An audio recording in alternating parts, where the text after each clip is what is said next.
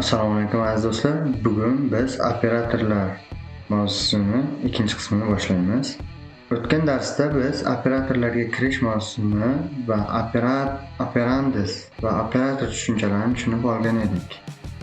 Va operator turlarini ham ko'rib chiqqan edik.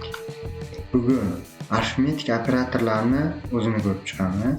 Unda qo'shish, ayirish, ko'paytirish, bo'lish va sonni bo'lganda butun qismini olish va sonni bo'lganda qoldiq qismlarini olishni ko'rib chiqamiz. Mana biz dard muhitiga o'tdik. Bu yerda operatorlarni birma-bir ko'rib chiqamiz. Birinchi qo'shish amalidan boshlaymiz.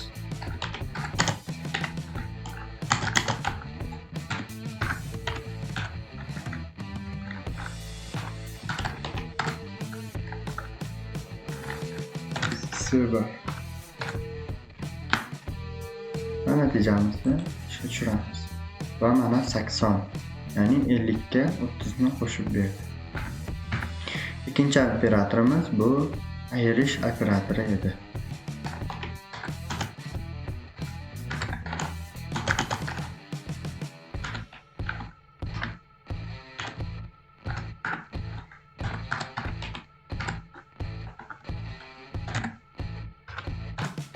Va natijamizni ko'ramiz.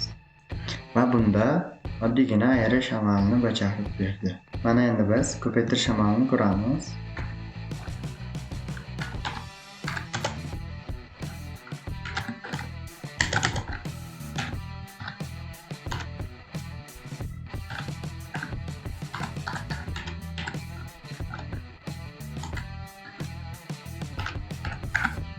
Sevib tushgan.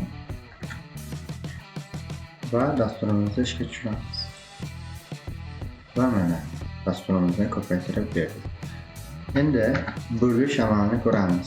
Bo'lish amalida biroz e'tiborli bo'lishimiz kerak. Ya'ni hozir xato yozaman, bu xatoni birgalikda tahlil qilamiz.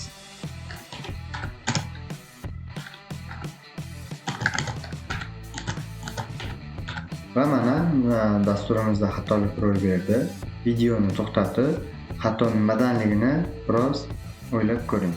Bu yerdagi xatolik quyidagicha: ikkita butun sonni bo'lganimizda har doim ham bizga butun sonni qaytarmaydi. Shuning uchun bizda hozir xatolik ro'y beryapti. Shuning uchun biz bu yerdagi xatolikni yo'qotish uchun biz int tipidan double tipiga o'tkazishimiz kerak. Va mana e'tibor qilgan bo'lsalaringiz, dasturimizda xatolik yo'qoldi.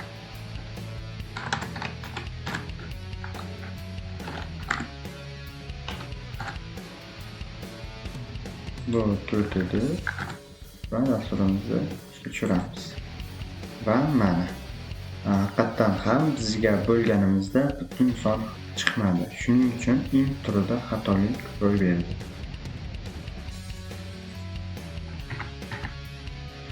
Keyingi amalimiz sonni bo'lib butun qismini olish amalini ko'rib chiqamiz. Ya'ni hozir bo'lganimizda 1.66 soni paydo bo'ldi. Endi o'sha 1 qismini olishni ko'ramiz.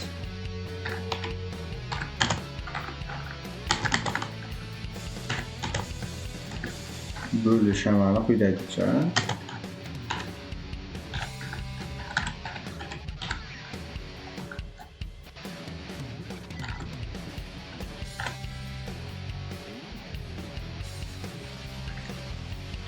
va dasturimizda yozamiz. Va mana 1 ni topib berdi.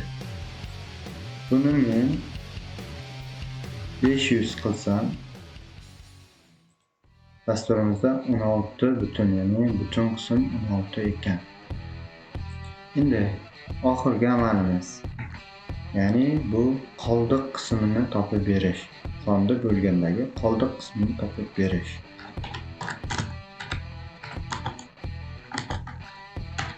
Qoldiq qism foiz belgisi bilan yoziladi.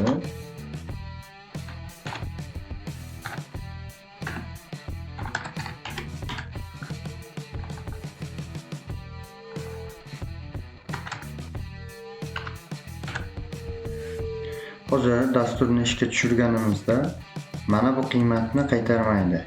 Ya'ni matematikada ustun bo'lish degan narsa bor. O'sha ustun bo'lishda qolgan qoldiq, ya'ni kasr ko'rinishda yozsak, kasrning surat qismini olib beradi bizga.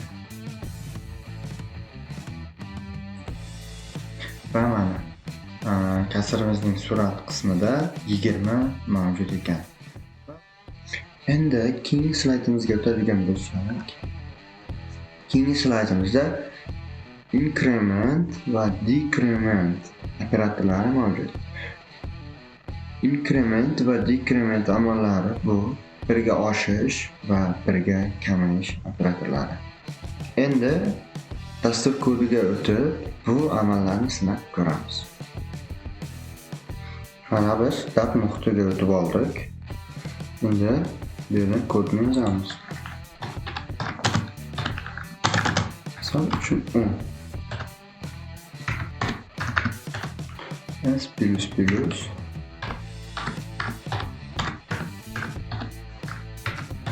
va bu yerda men increment amalini foydalandim. Va mana eng oxirgi qiymatimizda 11 qiymatini qaytardi. Endi ikkinchi amalimiz decrement amali.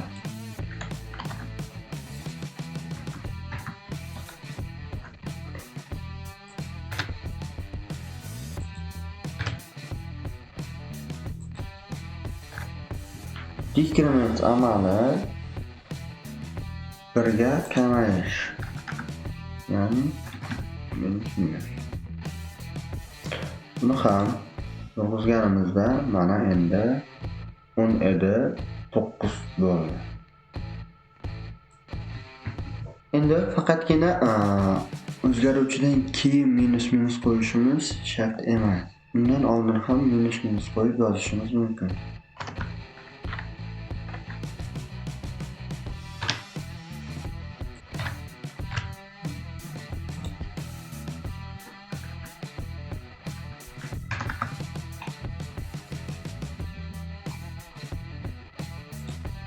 Va mana bu yerda ham shu 11 natijamizni oldik.